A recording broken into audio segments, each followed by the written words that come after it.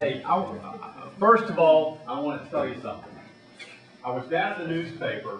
He said, you know, Jim, Iredell County, he said, we're ground zero for Republican territory in North Carolina. Ground zero. We don't have Democrats electing anything. We don't have a lot of Democrats here. Well, I'm going to go back down there and tell him something. This is one incredible turnout. I can't tell you how honored I am to see all of you here. 6:45, just about dinner time. You've all got somewhere else you could be, and I want to thank you first and foremost for coming out.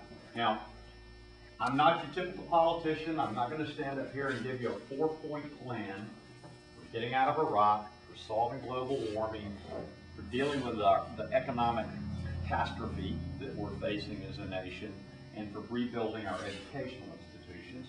But I am willing to share some thoughts I've got, some ideas. But what I really want to do is I want to have a conversation with you about those issues. I really believe that listening to you, getting feedback is how I will be able, if you choose me, if I earn your support and your trust, is how I'll be able to better represent the people in North Carolina. So very quickly, who's this guy standing up here who's going to run for the United States Senate, and if you elect me as the nominee, this party is going to beat Elizabeth Dole.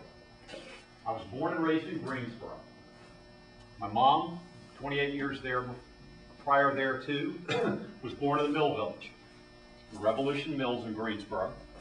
And Mom, until she was in the 6th grade, she walked on a dirt road to school in the Mill Village, excuse me, that didn't have any lights or running water. And my grandmother ended up having asthma, and Mom moved into Greensboro, into an area called McAdoo Heights, which is where all the folks that worked in the Mill Village lived after they moved out of the Mill Village. And she went into public school in Greensboro. When she went into public school, she was teased the first time in her life and taunted as a linhead. You know, I imagine a lot of people in this room probably know what a linhead is. And it's yet another term that people use, just like they do today, to try and put somebody down, to try and demean them, and try and diminish their integrity, and try and make them feel lesser than. About people who worked in mill villages, putting cotton dust in their hair. Now, I tell that story when I travel around the state because it's really important for you to understand that is kind of a cornerstone of foundation of who I am as a human being. But I never forgot that. I never forgot my friends' grandmothers didn't dip snuff. You know, that it was a little bit different in my family. And I've got to say, I was fortunate. I did graduate from UNC Chapel Hill, and I was the first member of my family to do so, to graduate from college. And I then went on to the University of Chicago and got my master's degree in finance. And after that, I worked on Wall Street for many years, working with large and small corporations, helping them to grow their business and raise capital and deal with all sorts of competitive and market issues. I ran a few small businesses. I raised 2 kids, 2 young boys, 2 sons as a single parent. And I've also stood in an unemployment line as an adult.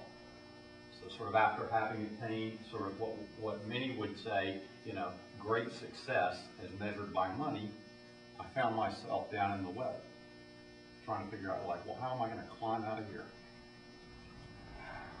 I'm someone who's seen life through a lot of different prisms. A lot of different prisms, and I like to think that I'm sort of book smart and street smart. And as such, I believe that I can understand and relate to the problems that all sorts of people in our state and our nation are having. No matter where they may come from, may they be those folks down in the well, or those people who are up on top of the hill. But quite frankly, I'm more concerned about the people down in the well and the people in the middle who are only a paycheck or an educational loan payment or a mortgage payment away from being in the well. Now, when I was raised, there were a couple of core values that were important to me and were taught to me around the dinner table by my parents, my grandparents, my family, my friends, and the whole community I lived in. And they're values that are pretty basic, they're simple, they're North Carolina values, they're American values, and I think they transcend generations, they transcend gender, they transcend boundaries. They're values like opportunity, fair play, and equality. And I mention these because when we have a conversation about the issues tonight, in a moment, any of these issues that we're going to talk about, I think you can ultimately spin back and frame them or talk about them in terms of equality, opportunity, or fair play.